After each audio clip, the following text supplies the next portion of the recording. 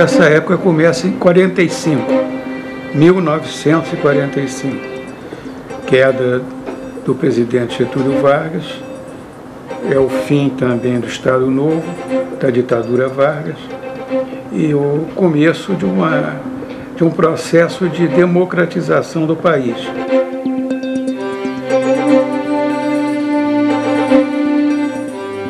Começa em 46 a Constituinte, que gerou a Constituição de 18 de setembro daquele ano, 1946, uma Constituição liberal e democrática. E aquilo representou quase como uma convocação geral para participar.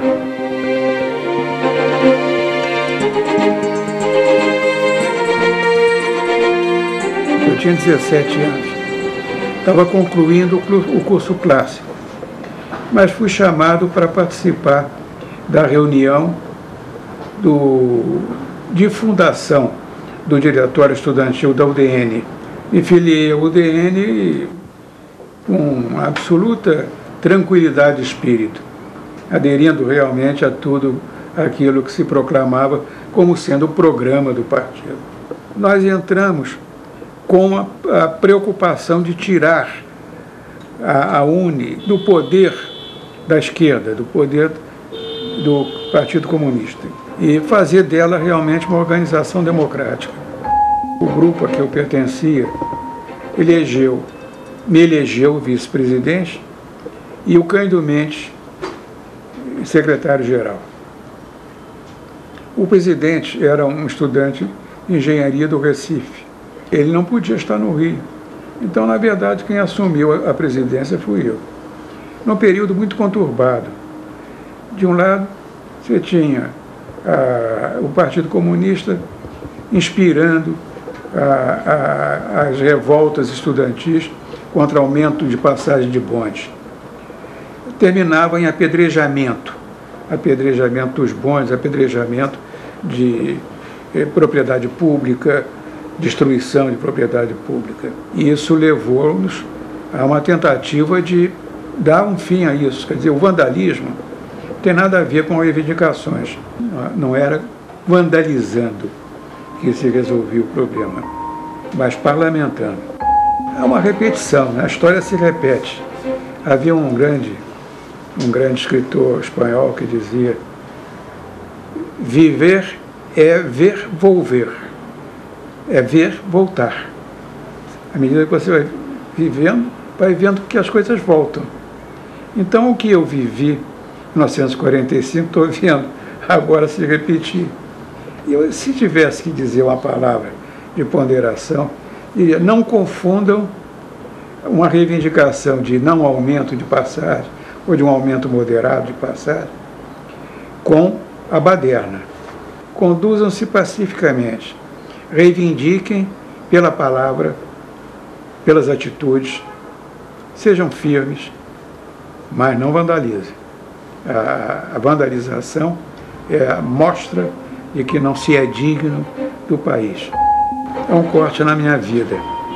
Quando eu me formo, eu praticamente estou com um pé no casamento. Eu formei-me em 51, já estava noivo da mulher com quem há 62 anos sou casado, e queria casar, queria trabalhar, queria ganhar dinheiro para poder sustentar uma família. Esqueci tudo mais. A minha preocupação era só essa. Eu não consegui, porque não havia concurso. Naquela época não havia concurso.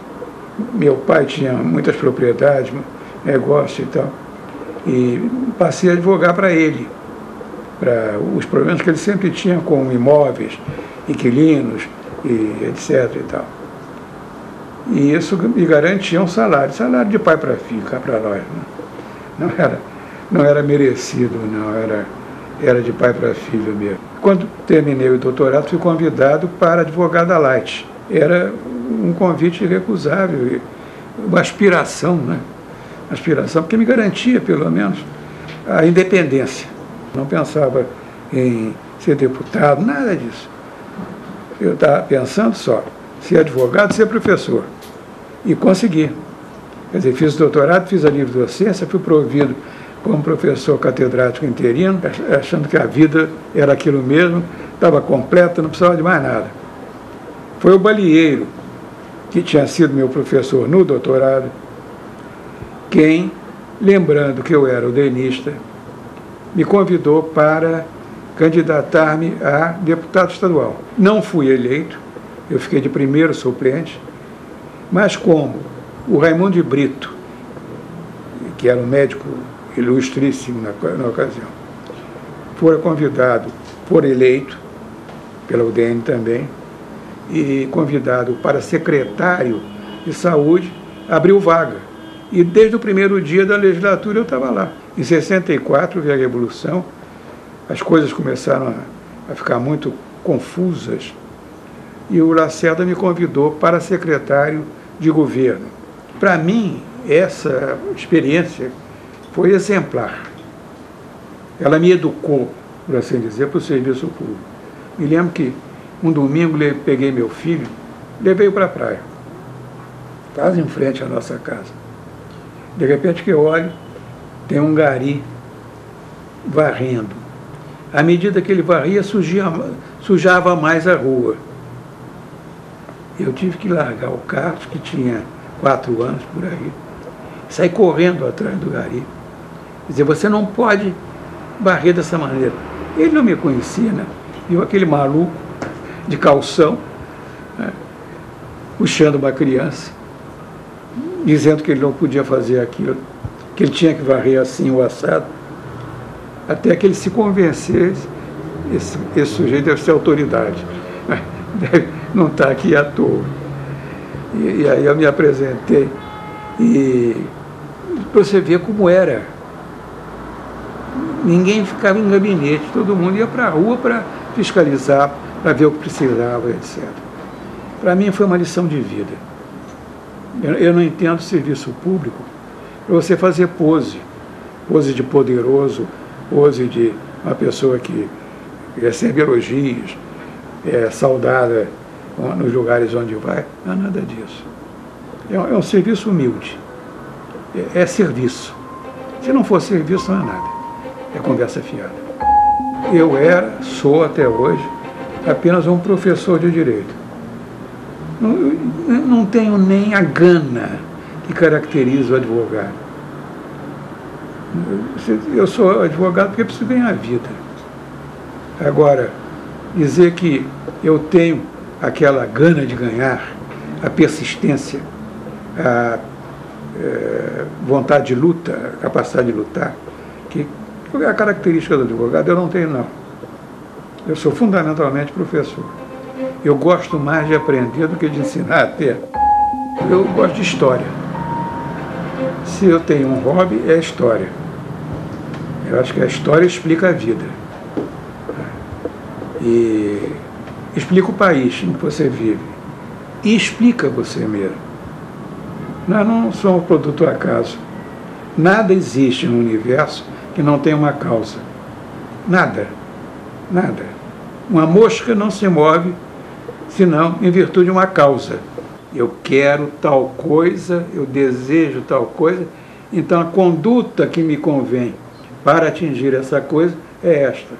Esta é, digamos, a filosofia que eu aprendi e cultivo. Eu acredito que a gente tem que ter fins, ter a ideia de alguma coisa que quer, que merece ser querida, e ao mesmo tempo ter a consciência de que acontecem coisas conosco que nós nem a nossa vontade nem intervém. Eu tenho 5 filhos, perdi uma filha em 2005, tenho 10 netos e 5 bisnetos. Você vê, é uma tribuzinha, né? Já não é uma família, é uma tribo. E felizmente nós temos uma proximidade muito grande, né? Nessa fase da vida, agora aos 85 anos, a gente vai ficando solitário, né? Porque vai ficando solitário por culpa própria, né? Porque não tem coragem de sair, não tem coragem de procurar as pessoas, os velhos amigos até. Você começa a lembrar de fulano, com saudade, mas não toma nenhuma providência para ir encontrá-lo. O que acontece hoje é que a casa se enche de filhos e netos e bisnetos. É isso que me mantém vivo, é a família. O dinheiro tomou conta da política. A subordinação do interesse público ao interesse privado passou a ser praticamente a regra. Não é a representação de interesses, que é uma coisa lícita. É a subordinação do interesse geral, do interesse público, aos interesses particulares, mais particulares que você possa imaginar.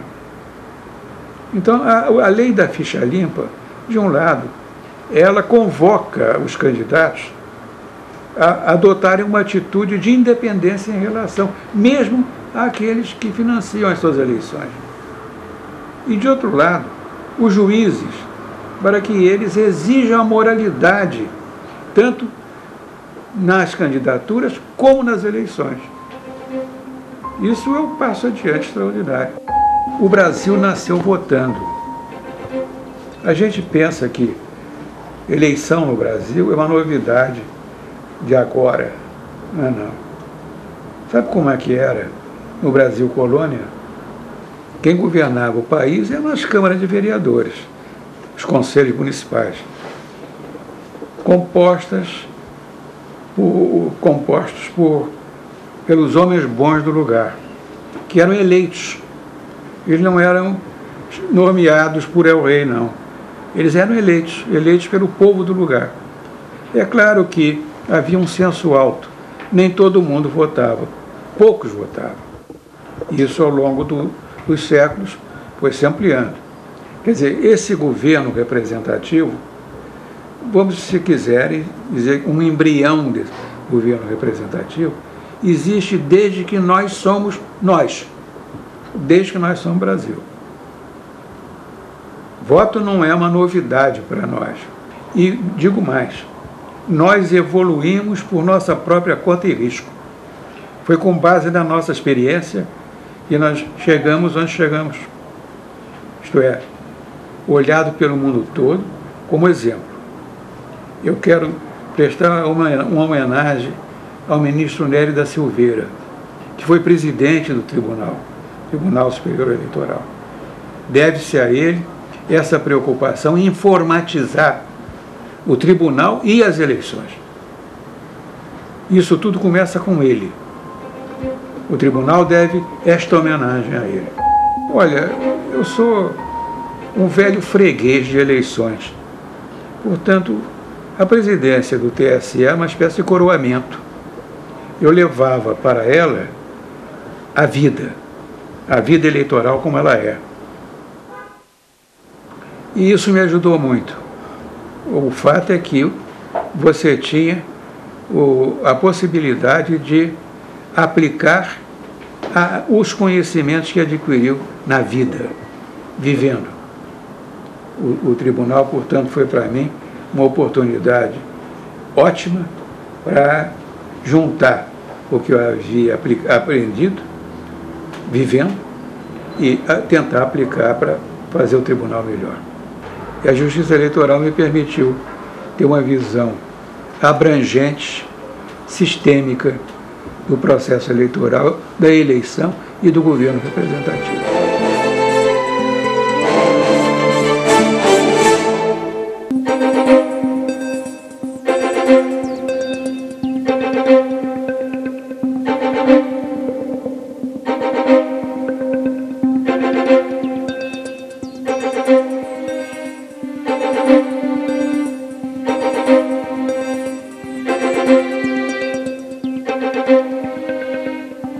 Na sua experiência no Tribunal Superior Eleitoral, que foi muito marcante, qual foi o fato que mais lhe chamou a atenção? O que é o mais importante, entre os muitos, né, da sua gestão? Olha, aquele momento era, por assim dizer, de transição. O tribunal estava se adaptando a Constituição de 88, recém-promulgada. E um ponto que provocava uma polêmica interminável era a do artigo 14, se não me engano, da Constituição, que estabelece a regra da moralidade nas eleições e faz exigências também de natureza moral às candidaturas e aos candidatos.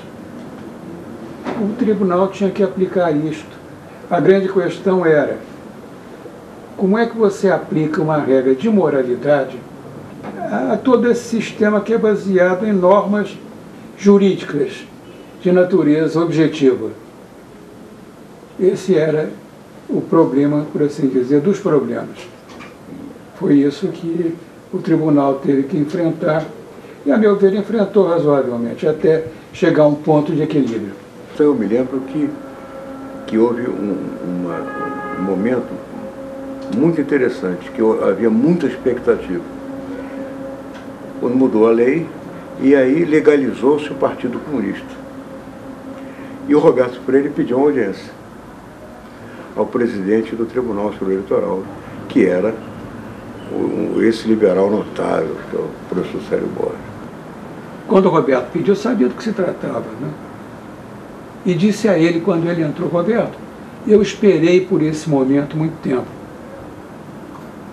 Maravilha. Ele parou. Eu digo, vou explicar por quê.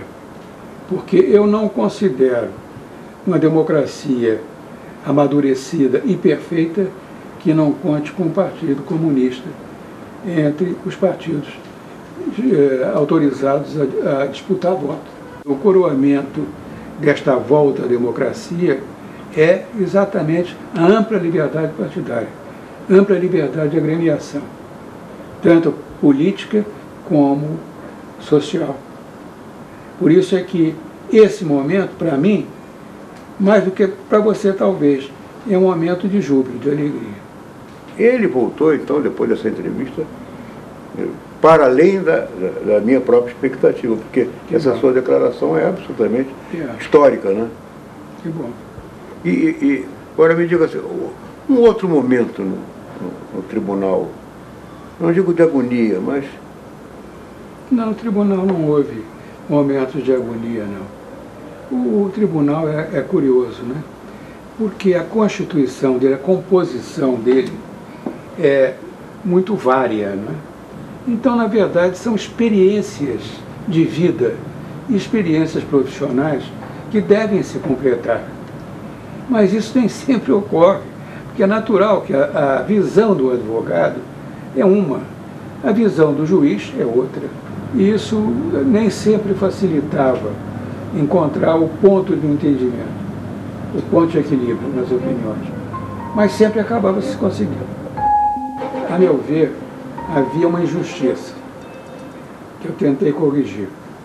Era a seguinte: o tribunal não publicava as suas decisões.